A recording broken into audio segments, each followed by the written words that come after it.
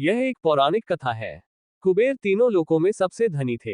एक दिन उन्होंने सोचा कि हमारे पास इतनी संपत्ति है, लेकिन कम ही लोगों को इसकी जानकारी है।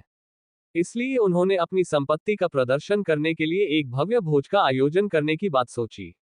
उसमें तीनों लोकों के सभी देवताओं को आमंत्रित किया गया। भगवान शिव उनके इष्ट देवता थे, इसलिए उनका आशीर्वाद लेने वह कैलाश पहुंचे और कहा, प्रभु, आज मैं तीनों लोकों में सबसे धनवान हूं, ये सब आपकी कृपा का फल है।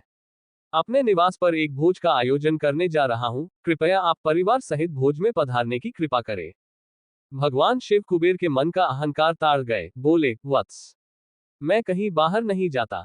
कुबेर गिड़गिड़ाने लगे, भगवान, आपके बगैर तो मेरा सारा आयोजन बेकार चला जाएगा। तब शिव जी ने कहा, एक उपाय है, मैं अपने छोटे बेटे गणपति को तुम्हारे भोज में जाने को कह दूंगा। कुबेर संतुष्ट होकर लौट आए। नियत समय पर कुबेर ने भव्य भोज का आयोजन किया। तीनों लोकों के देवता पहुंच चुके थे। अंत में गणपति आए और आते ही कहा, मुझको बहुत तेज भूख लगी है। भोजन कहाँ है? कुबेर उन्हें ले गए भोजन से सजे कमरे में। सोने की थाली में भोजन परोसा गया।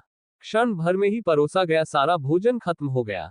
दोबारा खाना परोसा गया, उसे भी खा गए। बार बार खाना परोसा जाता और क्षण भर में गणेश जी उसे चट कर जाते। थोड़ी ही देर में हजारों लोगों के लिए बना भोजन खत्म हो गया, लेकिन गणपति का पेट नहीं भरा।